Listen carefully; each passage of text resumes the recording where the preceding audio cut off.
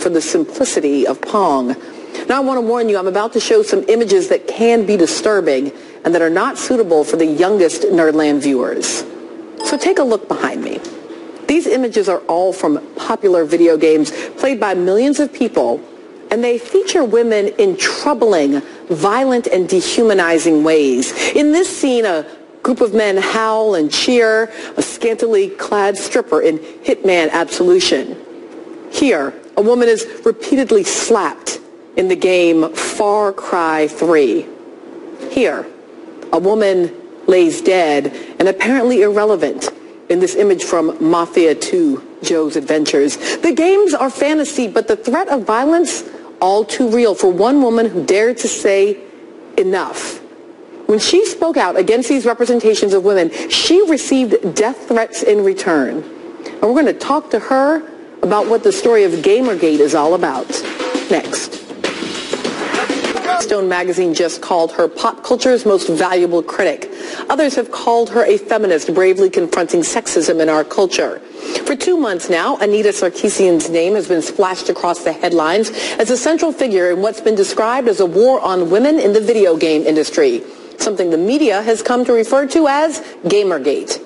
Sarkeesian and other women who work and write about the industry say they've been threatened, intimidated, and terrified by a seemingly endless wave of anonymous threats from what they suspect are extremist members of a male-dominated gamer community. The story exploded back in August when the ex-boyfriend of an indie game developer posted a scathing online attack against the woman. Among the damaging accusations, that she had slept with a reporter to get a favorable review on one of her games. The allegations of corruption caught the attention of the media, triggering an angry wave of tweets and emails targeting both the press and women in the gaming industry. But Anita Sarkeesian says for her the threats started 2 years earlier. That's when the social critic began exploring the sexist depictions of women in video games on her YouTube program, Feminist Frequency. Plot devices that capitalize on female trauma for shock value function in much the same way as the hitting a child or kicking the dog tropes do.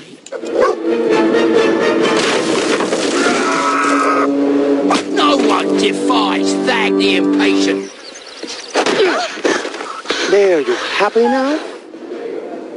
Since going public with her criticism of the industry, Sarkeesian says angry gamers have smeared her reputation, violated her personal life, and most alarmingly, threatened her safety.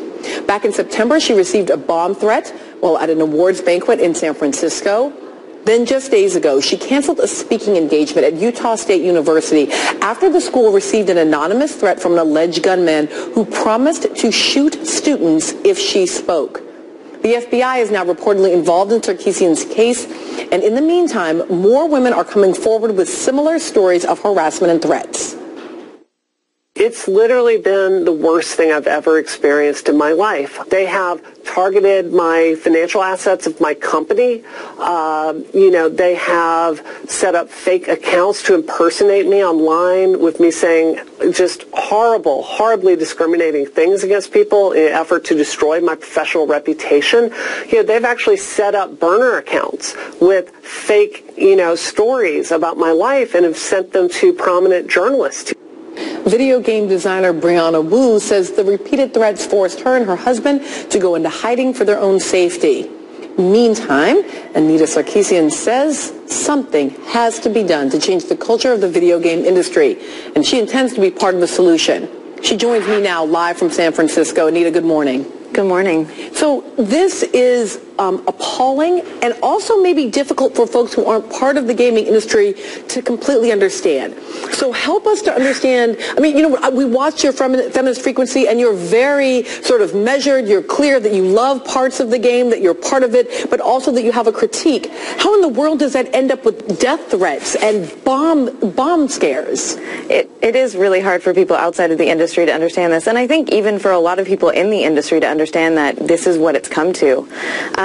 You know, one of the reasons why I think this is happening is in the last few years there's been a very strong push towards making gaming a more inclusive space, making games more inclusive, making the industry more inclusive, and there's more and more voices speaking up to demand this change. And I think that there is a section of mostly male gamers who are fighting against that, who are trying to preserve the status quo of gaming as a male-dominated space. And their reaction is often in these ways that you were just describing: violent, threats of violence, attacking our character, trying to discredit us, you know, threats to, misogynist and sexist slurs, all of those sorts of things. So help me to understand the decision to cancel the talk. I really want people to understand just the extent of this threat. You know, I get rape threats online. You know, we see the kind of horrible things that women get. But for the most part, you can sort of say, well, this is horrifying, but it's, you know, it's social media, and then you move forward.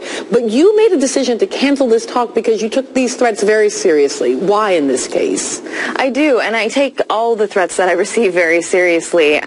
This was the first time I canceled an event due to threats. And part of the reason, or actually the reason why I canceled was when I spoke to the police that was responsible for increasing security at the event, I asked them about Utah's concealed gun laws and if they could screen for weapons. Now, to be clear, the threat that was received was about a massive school, like a massacre, right? A school shooting. So I asked them what they were going to do to screen for weapons and firearms, and they said that they couldn't do anything. I requested pat-downs or metal detectors, and they said no. So they wouldn't even check for permits to see if people, you know, were permitted to have firearms on them. And I think that this is ludicrous to put me and the students' safety at risk when there's literally a threat about a school shooting with firearms. I want to back up for 1 second, because on the one hand there's kind of the horror of the violence and the threats. But I also want to go to the content of your actual critiques. And one of the most important to me is your claim, and I'd like you to play this out from our audience a little bit, that sexism and misogyny are simply bad for the imagination, that they're bad for gaming as an industry because they're kind of uninteresting. Yeah, absolutely. You know, one of the things that's so interesting and almost sad is that, you know, we will, you know, suspend our disbelief when it comes to dragons and ogres and magic in these games. Often we'll have massive invisible backpacks full of weapons that we can use at our disposal in these games.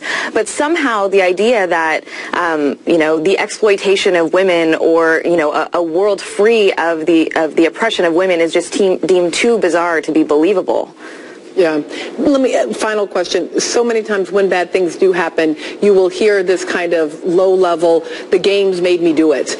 How do we do a reasonable, smart pop culture critique without just turning into the games made me do it in terms of violence? Right.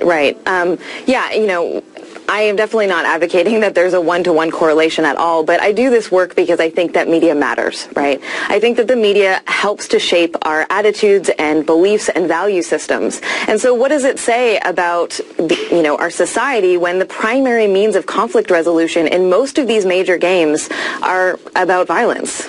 Anita Sarkeesian in San Francisco, California. Thank you for continuing to speak up, and stay safe. Thank you. Up next, Citizen Radio comes to Nerdland.